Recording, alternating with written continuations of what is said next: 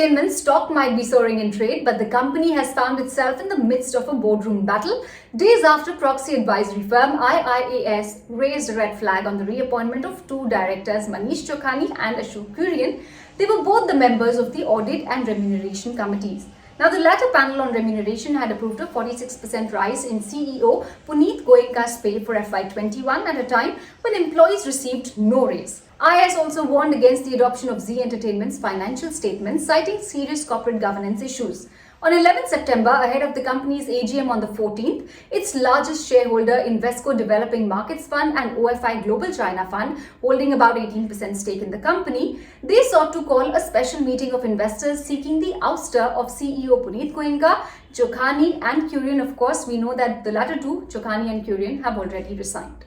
In its report, IiAS pointed out that Punit Goenka's revised pay was higher than what shareholders approved back in the 2020 AGM. The report also did not accept the company's rationale that since it did not cut employees' pay, the raise is 0%. Also, this is not the first time that IiAS has raised concerns over Punit Goenka's pay. At the time of the company's 2020 AGM, the proxy advisory firm asked the shareholders to vote against his reappointment, citing his weak oversight and control, loan and investment write-offs, related party transactions by Zee, and of course his pay, despite Zee saying he will take a 20% cut.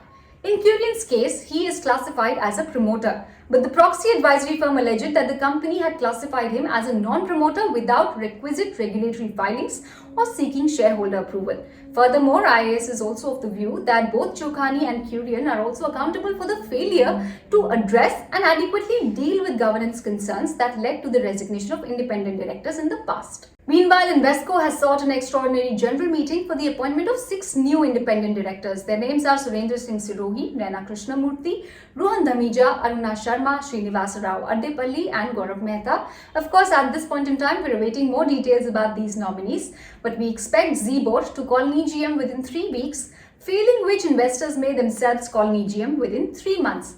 Now, do remember that a reconstitution of the board as proposed by Invesco needs a majority, which means 51% votes out of the total votes need to be passed at the EGM. At this point in time, what we understand is that the promoter's family owns about 4% of the company.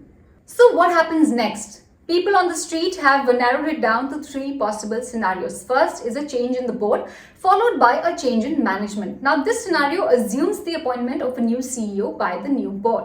There's also a possibility that the new board receives interest from strategic or financial investors to acquire a majority stake as well as management control.